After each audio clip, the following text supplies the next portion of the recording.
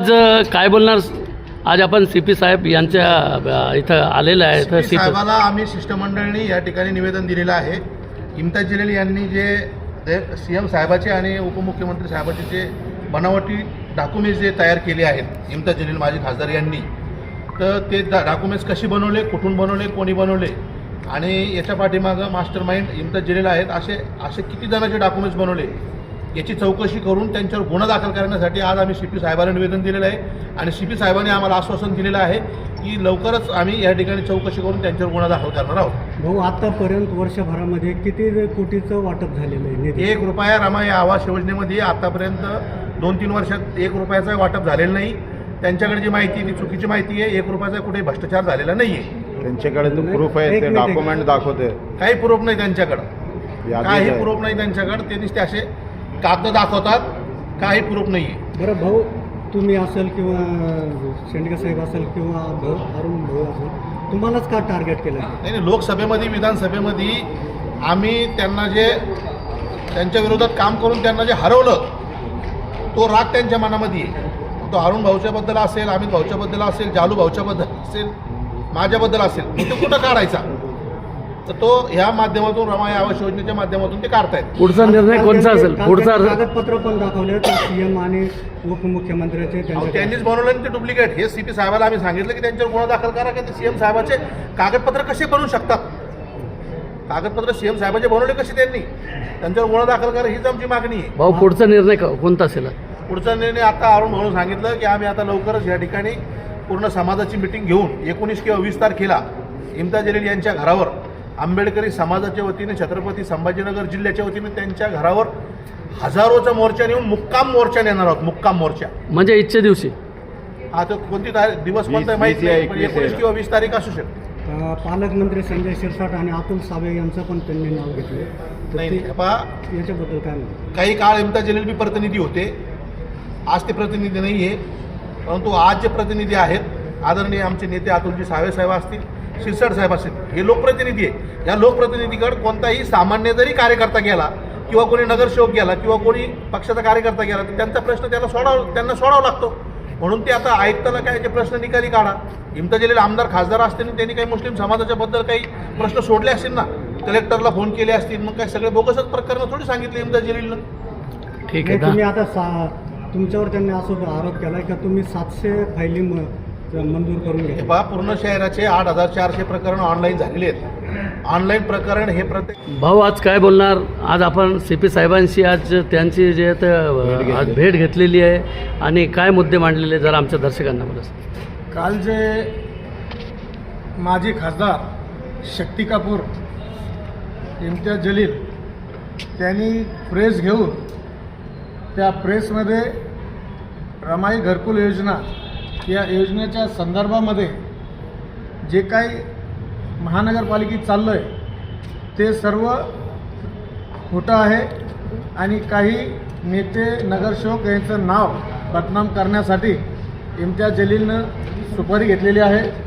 कारण इम्तियाज जलीलला माहीत नाही की रमाई घरकुल योजना ही योजना 2010 पासून सुरळीत आणि चांगली चालू आहे. पण इम्तियाज जलील यांनी पूर्वमध्ये इलेक्शन लढलं आणि त्या इलेक्शनमध्ये प्रभाव झाला म्हणून इम्तियाज जलीलचं हे दुखणं आहे. इम्तियाज जलील जाणून बुजून बौद्ध समाजाला टार्गेट करतो आहे. इम्तियाज जलीलला बौद्ध समाजानं मतदान नाही केलं, तो राग धरून मनात इम्तियाज जलील जाणून बुजून बौद्ध समाजाला टार्गेट करतो आहे. इम्तियाज जलीलने जी काल पत्रकार परिषद घेतली त्या पत्रकार परिषदमध्ये जे काही डॉक्युमेंट दाखवले, सन्माननीय मुख्यमंत्री साहेब, सन्माननीय उपमुख्यमंत्री साहेब यांचे डुप्लिकेट डॉक्युमेंट दाखवलेत की ही डॉक्युमेंट डुप्लिकेट आहेत आणि हे राहणार आंबेडकर नगरमध्ये आणि राहुल नगरमध्ये असं त्यांनी दाखवलं आहे. असं दाखवल्याच्या नंतर आम्ही माननीय पोलीस आयुक्त साहेबांना विनंती केली की त्यांनी काल जे डॉक्युमेंट दाखवले असतील त्या डॉक्युमेंटची शहानिशा झाली पाहिजे.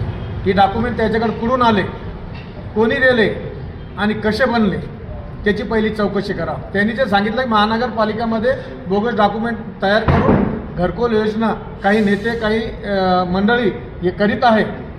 हे आमचं आंबेडकर चळवळीच्या समाजाचं कार्यकर्त्याचं म्हणणं आहे की जी काल इम्तियाज जलीलचा जो रोष होता, इम्तियाज जलीलला जे समाजाला बदनाम करायचं आहे, आम्हाला बदनाम करायचं, त्याच्यामध्ये नावं घेतलेत त्यांनी.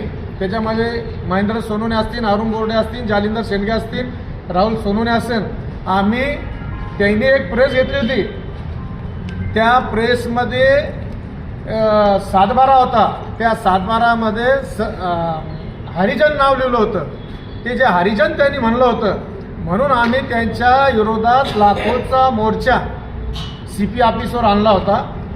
आणि तो राग धरून इम्तियाज जलील आज आम्ही ज्यांनी मोर्चा काढला आहे त्यांचा रोष पालकमंत्र्यावर होता, संजय शिरसाट साहेबांवर होता. त्यांनी तो रोष करायला पाहिजे, पण त्यांनी जे हरिजन शब्द वापरला, आम्हाला 98, 91, 92ला ज्यावेळेस सुप्रीम कोर्टाचा आदेश आहे की लेखित असो की अनलेखित असो की तुम्ही हरिजन म्हणू शकत नाही. हरिजन हा अपमानजनक शब्द आहे, म्हणून सुप्रीम कोर्टाने त्याच्यावर बॅन आणलं होतं. मग इम्तियाज जलीलनं ज्यावेळेस प्रेसमध्ये हरिजन म्हणला, म्हणून आम्ही त्याच्या विरोधात मोर्चा काढला होता. क्रांती चौक तर CP ऑफिस. ज्यावेळेस लाखोच्या संख्येनं येऊन आम्ही CP ऑफिसला धडकलो होतो आणि त्याच्यावर गुन्हे दाखल झाले होते. त्याचा राग धरून इम्तियाज जलील आमची बदनामी कशी होईल हे इम्तियाज जलील करीत आहे. आम्ही इम्तियाज जलीलला आपल्या माध्यमातून इशारा देतोय कि इम्तियाज जलील आप होश में आओ. आपको मालूम नहीं अम्बेडकर समाज इतना जागरूक है, ये चळवळी का केंद्र बिंदु है. यहाँ पे जब जब कुछ होता है तो पहले अम्बेडकर समाज जागरूक होकर रोड पर उतरता है. आप होश में आओ. आपको अम्बेडकर समाज खासदार बना सकता तो उसको गिरा भी सकता. और आगे आज जर 100 पैसे बँक पण लाखो रुपये आहेत, ते पण सुद्धा त्यांनी दाखवले. वाचून दाखवलं त्यांनी. लाखो लाखो काय त्याच्यावर करोडो असू शकतात ना. माझे बिझनेस आहे, मी आयटी रिटर्न भरतो, माझे बिझनेस आहे. त्यांचे पण बिझनेस असतील ना, ते आयटी रिटर्न भरत असतील का नाही. तुमचे वाईफचे सुद्धा बायकोचे सुद्धा अकाउंट आहे भरपूर. त्यांच्या पण बायकोचे, त्यांच्या पण मुलाचे अकाउंट आहे, त्यांच्या भावाचे अकाउंट आहे. त्यांनी भ्रष्टाचार केलेला पैसा कुठंतरी डायव्हर्ट केला असेल का नाही. बाबा बिल्डरनं त्यांनी जो 100 करोडचा घोटाळा केलेला आहे, सगळे कागद मी जमा केले, वर्क ऑर्डर वगैरे सगळे. लवकर पत्रकार परिषद घेऊन दाखल करू ना. 100 कोटीमधून कितीचं काम केलं तुम्हाला? 100 करोडचा भ्रष्टाचार आहे पूर्ण. काहीच काम नाही केलं. काम त्यांनी पैसे टोटल 200-300 करोड रुपये आणलेले 10 वर्षामध्ये, आणि 100 करोड रुपये त्यांनी हडप केलेले बाबा बिल्डर यांच्या एजन्सीच्या नावावर. ते मी सगळे तुम्हाला CP साहेबाला आता पुराव्या सगट आम्ही देणार आहोत. आणि काय कारवाई व्हायला तुम्हाला काय वाटतं? त्यांनी मुळात त्यांच्यावर सगळ्यात पहिली ही कारवाई व्हायला पाहिजे की ह्या राज्याचे उपमुख्यमंत्री एकनाथजी शिंदे साहेब, देवेंद्र फडणवीस साहेब यांचे बोगस कागदपत्र त्यांनी तयार केले. असे किती नेत्याचे कागदपत्र त्यांनी बोगस तयार केलेले आहेत. हे CP साहेबांनी त्यांना ताब्यात घेऊन त्यांच्यावर कायदेशीर कारवाई करून त्यांनी विचारावं, इम्तियाज जलील साहेब तुमचे असे किती कारखाने आहेत, पण कोणत्या जिल्ह्यात आहेत. हे बनावटी कागदपत्र बनवण्याचा कारखाना आपण तेलगीनंतरच आपण चालू केला आहे, असं माझा त्यांच्यावर आरोप आहे. ते शिंदे साहेब तुमचेच वाढत राहतो म्हणे. नाही, एकनाथ शिंदे अशा नावाची व्यक्ती ह्या देशामध्ये हजारो असू शकतात. महेंद्र सोनवणे नावाचे व्यक्ती, ते बरोबर. आधार कार्ड पण त्यांनी दिलेलं आहे. कार्ड, रहिवासी, सगळं त्यांनी दिलं. प्रमाणपत्र हे सर्व ओरिजिनल पत्रकारांना त्यांनी सगळं दाखवलं आणि दिले. कोणी बनवलं हे त्यांना विचारा ना, कोणी बनवलं आणि कुठून बनवलं. हे तर CP साहेबाला आम्ही तक्रार द्यायला जातो ना, साहेब त्यांना ताब्यात घ्या. आणि आम्ही बनवलं असेल तर आमच्यावर गुन्हा दाखल करा, त्यांनी बनवलं त्यांच्यावर गुन्हा दाखल करा. आणि भ्रष्टाचाराचा विषय, रमाई आवास योजनेमध्ये 1 रुपयाचाही भ्रष्टाचार झाला नाही. 1 वर्षामध्ये बी 1 रुपया देखील वाटप झालेला नाहीये.